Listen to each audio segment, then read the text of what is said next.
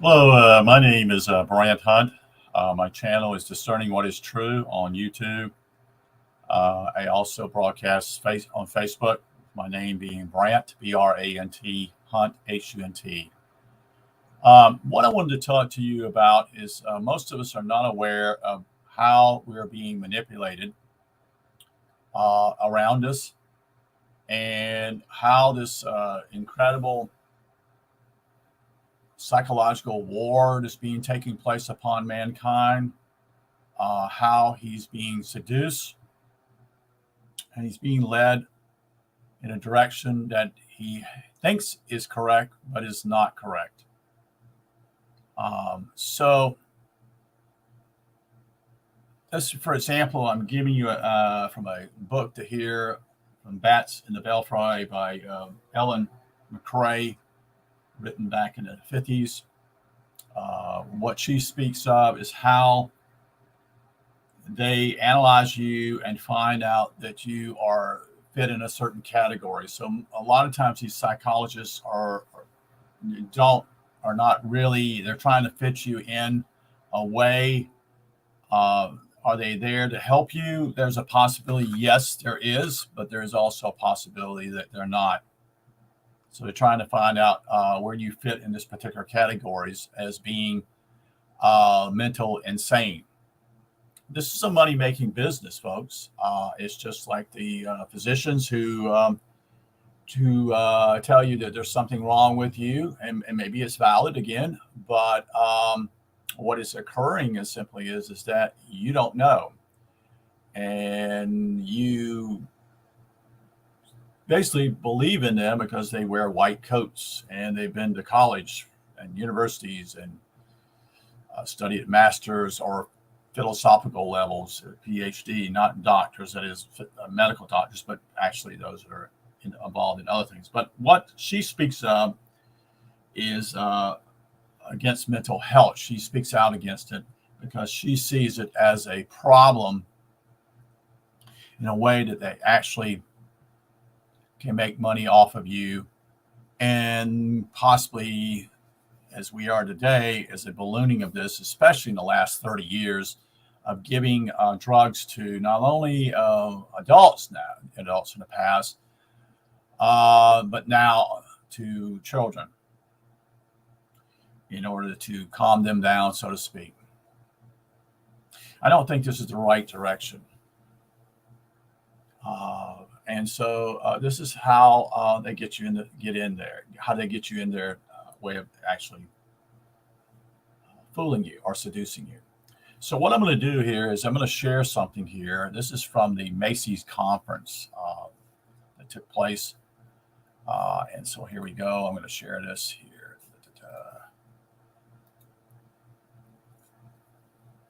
Share.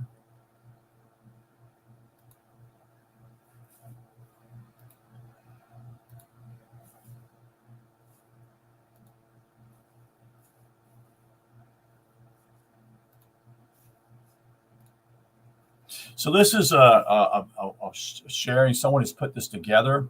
It's a huge thing here. So I wanted to show you here as we look at the colors here, because this is important.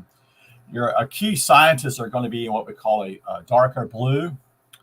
Then you have what we call the designers and architects of this whole thing, which is a lighter blue. Then you're going to have what you call design theories and critics, which will be in a green.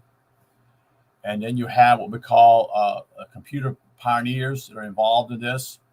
And you have in the purple, I think it's purple. Maybe it's not purple, maybe pink. Countercultural leaders. And then it's connections, how these people collaborated and worked together. And this is cybernetics. This is the whole deal with this, which is a conference that took place back in the 40s called the Macy Conference. So here's the key people as I show here. And I know some of these people, I don't know all of them, okay? So Gregson Basin is one. Margaret Mead is someone I've also heard of. She is very influential. If you notice here at MIT, this is Massachusetts Institute of Technology. These are the two major deals that are dealing with what I call the yellow field, which is actually the computer pioneers. Okay. We also have, as I continue to scroll down here, Bertrand Russell, I should say. And you can see there's a huge higher in bolder letters here, Hans von Foster and Norbert Wiener. And those both people, they sound like they're probably Germans, as far as I can recollect. Then you have James Clerk Maxwell here. And basically what I'm trying to give you an idea simply is this is not by accident. Okay. So as we continue to go along here, one of the key people is Margaret Mead. As she is influential in the 60s by the attitude anybody can raise a child, basically. And this is the influence of basically that, you can have multiple parents within the household. Also pushing the issue of homosexuality. You have to understand the 60s were what I call a turbulent time period, and it allowed the opportunity for them to use it in many ways, as the Vietnam War at one time was not supported by some of the people, but where they control opposition. Okay. So these are some of the names here in the Macy Conference. And what takes place, what I'm going to tell you is something is that they are involved here immensely. Now, I don't know what the BCLL is, but I would assume that has something to do with the British. You see that Buckminster Fuller's here. There's people that people respect here on the other side. And so what is what is he all about? You see, well, he's a designer and architect here, you see. And what I understand simply is these people are there at this conference. Okay. This is how, for example, I did a small video dealing with the issue of rats and how they did studies on rats and how they got along with each other and not got along with each other. And it come to be that when things were given to people or given to these rats, in other words, everything was perfect, and somehow there's a breakdown of the whole social fabric with rats. And what happens simply is we're seeing this right before our eyes right now, is that people no longer are what we call individuals who are no longer mating. So there's no population growth, so to speak. So this is working their plan. So in other words, they're like me. I'm single. I have not found anybody that I'm really interested in at this point in my life, and so I graduate to being single. I have time with myself. I don't know if that's part of the plan, you see, in my own life, although my parents caused me in a lot of ways to look at things differently by their own life. And so you can see how these people are connected. If you see the lines here, as if someone was connecting the dots, you'll see that Horst Rittel is important, but Horst Rittel is not what we call a scientist. He's just a design theorist and a critic of what's going on. Okay. And so you'll continue to look at this group here. And so I'm trying to give you an idea how vast this is. And you can see that even Google is represented here. Why is Google involved? Okay. Design patterns. So this is all a design to entrap you. This is what this is about. They're very bold about this. Actually, they're sharing this. The London conferences here. We know that UC Berkeley is involved. Who else is involved? We know that there are think tanks across the country, which I'm looking at the political perspective, but they're all think tanks also to do in the psychological realm. Okay, so you can see that that particular college, University of California, Berkeley, which doesn't surprise me. And you look at these names, and what you need to do is simply if you can. I was seeing Brunel University. I don't know where that's at. I don't know this name here, Glanville. But anyway, this is again showing you who these people are, trying to give you a guideline of what's going on. You have a deal called Wired here. Well, I've heard of that particular organization, but here's some key people also involved. And the connections with Media Lab, you see, and how he's connected here, you see. And what you need to do is to see here that Apple is involved. Bill Atkinson and Larry Tesler is involved. The internet. You see, this is all being done. I don't know what ARPA is, so I'll have to look that up. PARC. You can see that other people are involved. University of Utah is involved here. John Warnock, founder of Adobe, founder of Netscape, founder of Pixar. So this is all being done on showing you. And there's a gentleman here, Stuart Brand, who is a major deal here. His name is all here. So he's a countercultural leader. So is he there? This particular guy, Stuart Brand, is he there to, how would we say, you see, all this has led to him. See, just the dots stop here in some ways and then lead over here, you see. So you can see that there. So what is calls it Whole Earth Catalog? Well, I know this. I read something about this probably 1.5 to 2 years ago. And this was his dealings back in the 60s that people would go in the hippie type of deal. So they would be countercultural. They would go against cultural. But in reality, was that just simply, you see, you have to understand how this is done. They're not your ideas. They're their ideas. That's the whole key. It's their ideas that are planted into your head and you're seduced that way.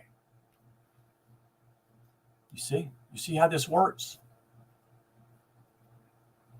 So this is kind of, I just discovered this a few minutes ago. Again, like I said, I talked with a friend last night who I could have talked to before. I don't know if she goes into this part at all. She did speak. She has talked to me before about this whole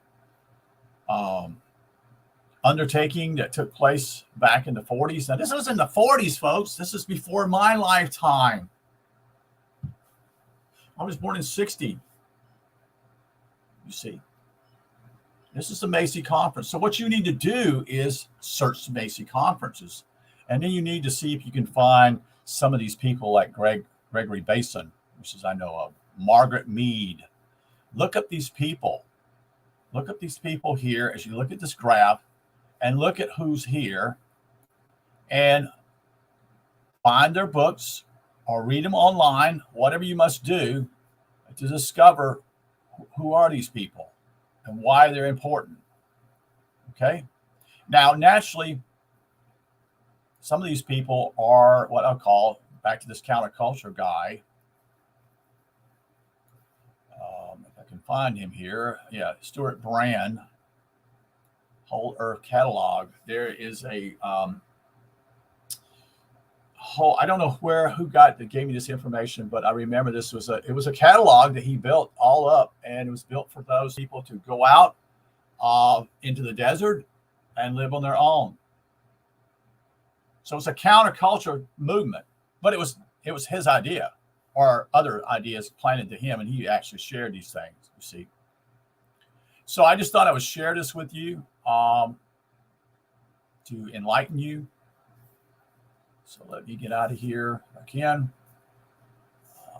Let's see what we got here. So that's what I wanted to share with you. Most are not going to understand this unless you want to know the deeper deals here and what has happened to us. We think we come up with our own ideas, and that's not true. In fact, I don't think any of us actually come up with our own ideas because we don't think anymore. This is a sad phase in a lot of ways to deal with this whole issue. Is there any particular person that I could recommend to read? No, I don't have any of that knowledge. And the sad part now, what's happening is simply is that those that are us or that are few want to actually look into this and we can't get into it. Their books are no longer available. The other thing simply is their journals are not available. In other words, only for students who are actually attending college are able to get into that. And so, as I am a alumni of the particular university here, I would have to go back to school in order to involve myself with this. And these are when I've shared these guys with the Macy Conference, cybernetics, is that most of those people are dead and gone, but they're the ones who sow the seed, so to speak. Another thing that you need to be aware of, and I'm going to put this out, it's not going to be popular again, but that doesn't matter. The truth must be put out, is that people like, you got to ask yourself, why would someone change their names? Why, we have people such as, I'm trying to think his name, all of a sudden, 1984. And do you understand, is this book a way of warning you? Or is it a way to cleverly plant seeds in your mind?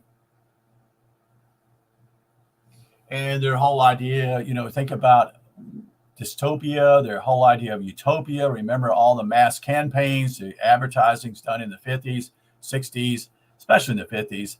Also, the idea of science fiction. The idea simply is when we talk about space, we're going to space, such and such, or a nuclear war. All these things are planted in people's, because these are key issues. And a lot of these things took place even in my lifetime. In the 60s, I recall, because simply is that we had televisions that were black and white, brought into school. Interested in this type of thing. Where did that money come from? And we would actually watch live video of us being on the moon. Yet we don't have that technology now. So this was a clever way of psychologically bending our minds. So what I was going to say simply is that people who we revere, we think they're actually on our side, like Orwell, Huxley. They're not on our side, folks. They're not. They're clever. They're clever. I don't think even Carl Jung is actually legitimate, folks. And we know that Freud is not. You see, this is how clever this has all been done. Carl Jung comes across as simply as, he's very much against Freud, such and such. How do we know that? How do we know that? We don't. And he created a whole world of whatever he did with his books. And I have a couple of his books. I have not read them completely, but I respected him in the past. But where do these ideas simply is they come from? Where they just invented these ideas, you see. And so my whole point here is for you to understand simply is there's so much deception out here. And a lot of it's also show. A lot of it's show. And you must be aware, this is the key. I don't use the word awake, and I will never use that word awake. Because awake is a spell, just like good morning. Well, morning means, is that morning, like I'm mourning death, crying? Same thing with awake. That's to do with death. And these are spells. Words have effects upon people. They're spells upon people. And most are not aware even what they say to one another. You see, this is how the language has been changed. We know that English language has many pronunciations of different words like morning and morning. There only one letter changes the spelling of the word. And yet, why would I want to wish you a good morning? You see, all these things have been one thing is simply is how Bernays introduced the idea of breakfast in the American way of life with eggs and sausages and bacon. That was his invention. Was that what was before this, folks? And why was it done? You see that you got to have, well, it's naturally just to help benefit those who produce bacon and those who sold eggs. But that's what breakfast means, break fast. Break fast. Interesting, huh? But they put the word together and create another word called breakfast. And all we think of us, that's what we eat in the morning. That's what we get up and have eggs, toast, orange juice, whatever. Who introduced the idea of orange juice, you see, into our vernacular, not our vernacular, but our mind, for breakfast. As though it's supposed to be good for us. I'm not saying these things are bad, but I'm saying simply what do people eat before? Well, I know it simply is that my family ate grits based upon what their background was. Corn, which was grown here in South Carolina. It was ground up and it became grits. That's what happened. That's why you had mills all around. But the out west and Midwest is the opposite. It's the cream of wheat. It's wheat. It wasn't, the corn was there, but they ate cream of wheat because there's wheat around them. Anyway, I'm kind of diversing here. I wanted just to share this with you about the Macy Conference. You need to investigate this. Look at these people. A lot of these people you think are correct, and you don't even, most of you don't even know who these people are. In fact, 99.999% people don't know who these people are. And what I understand simply is from what I've listened to Crow, most of these people came from the House of Windsor. You see. And they work together. Margaret Mead, Freud, all these people were together. Now, here's the question for you. And I'm putting it out there. Were these people sane, or were they insane themselves? Because when reality simply is, when you try to figure this all out, it's very complicated. It's not something you can just simply go out and mix something up and you figure it out. It's very complicated. And it's done that way on purpose. So if you have questions, I try to answer them. I don't have all the knowledge. I hope someday that I'll be able to interview this particular person. This particular person has a vast knowledge of all this.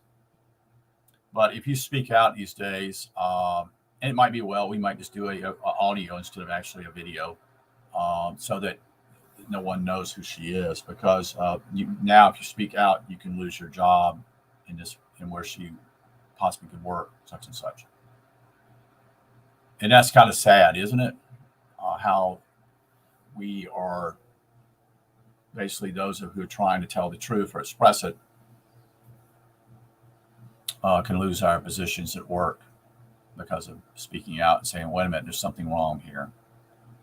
Okay. I appreciate you listening. Again, like I said, I'm sorry I've gone on, but I think it's important that you grasp what's going on in front of you and see how that most people nowadays go to a psychologist, counseling. Almost that is now accepted in our society immensely. When you go back 75 years ago, 60 years ago, very few people did that. That was the minority. Now it's the majority of people. It's interesting how, let me say one more thing. It's interesting how religion at one point, that you would go to your pastor, as he would be somewhat of a counselor. I'm showing you how this has changed, it's flipped. And that's hardly no longer, although the Christian churches have now gotten involved in counseling, they realize that and they jumped on the bandwagon. Meanwhile, those are in the psychiatric deal and psychological deal, mental health, all are in now. In fact, they don't give you a BA in psychology anymore. They give you a BS in psychology. So it's seen as science, not as arts. And when I say that, arts is what we call soft science, and what we call like math, science, chemistry, all those type of things. We consider that hard science. And there are many people who actually believe that hard science is actually reality. That's the truth. And they base that upon their lives. But in reality, that's not also true. And actually, I would say simply soft science has had an enormous impact upon people in a different way. Okay. Thank you very much for listening.